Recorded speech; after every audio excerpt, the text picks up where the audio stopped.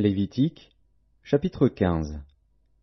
L'Éternel parla à Moïse et à Aaron et dit : Parlez aux enfants d'Israël, et dites-leur : Tout homme qui a une gonorrhée est par là même impur. C'est à cause de sa gonorrhée qu'il est impur. Que sa chair laisse couler son flux, ou qu'elle le retienne, il est impur. Tout lit sur lequel il couchera sera impur, et tout objet sur lequel il s'assiera sera impur. Celui qui touchera son lit lavera ses vêtements, se lavera dans l'eau, et sera impur jusqu'au soir. Celui qui s'assiera sur l'objet sur lequel il s'est assis lavera ses vêtements, se lavera dans l'eau, et sera impur jusqu'au soir. Celui qui touchera sa chair lavera ses vêtements, se lavera dans l'eau, et sera impur jusqu'au soir. S'il crache sur un homme pur, cet homme lavera ses vêtements, se lavera dans l'eau, et sera impur jusqu'au soir. Toute monture sur laquelle il s'assiera sera impure. Celui qui touchera une chose quelconque qui a été sous lui sera impur jusqu'au soir. Et celui qui la portera lavera ses vêtements, se lavera dans l'eau, et sera impur jusqu'au soir.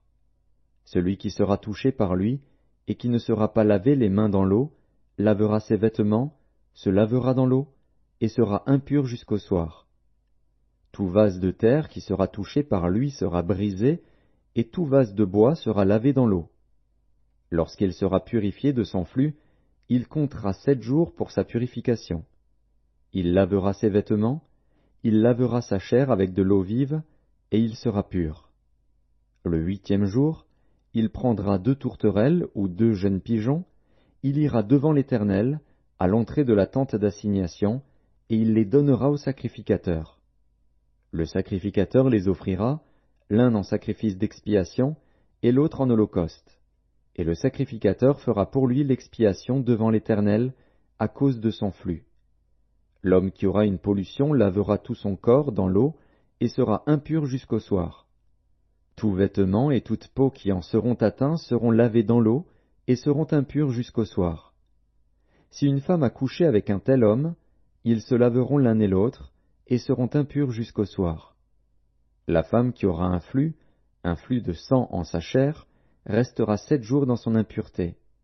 Quiconque la touchera sera impur jusqu'au soir. Tout lit sur lequel elle couchera pendant son impureté sera impur, et tout objet sur lequel elle s'assiera sera impur. Quiconque touchera son lit lavera ses vêtements, se lavera dans l'eau, et sera impur jusqu'au soir.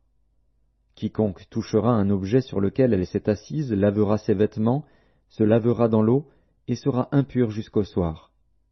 S'il y a quelque chose sur le lit ou sur l'objet sur lequel elle s'est assise, celui qui la touchera sera impur jusqu'au soir. Si un homme couche avec elle et que l'impureté de cette femme vienne sur lui, il sera impur pendant 7 jours, et tout lit sur lequel il couchera sera impur.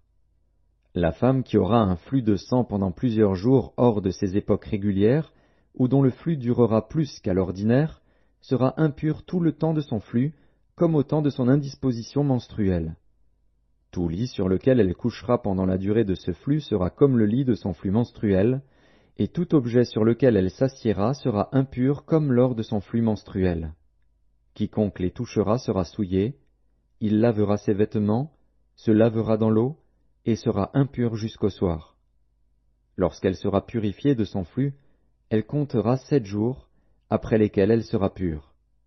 Le 8e jour, elle prendra 2 tourterelles ou 2 jeunes pigeons, et elle les apportera au sacrificateur, à l'entrée de la tente d'assignation. Le sacrificateur offrira l'un en sacrifice d'expiation, et l'autre en holocauste. Et le sacrificateur fera pour elle l'expiation devant l'Éternel, à cause du flux qui la rendait impure. Vous éloignerez les enfants d'Israël de leurs impuretés, de peur qu'ils ne meurent à cause de leurs impuretés, s'ils souillent mon tabernacle qui est au milieu d'eux. Telle est la loi pour celui qui a une gonorrhée ou qui est souillé par une pollution, pour celle qui a son flux menstruel, pour l'homme ou la femme qui a un flux, et pour l'homme qui couche avec une femme impure.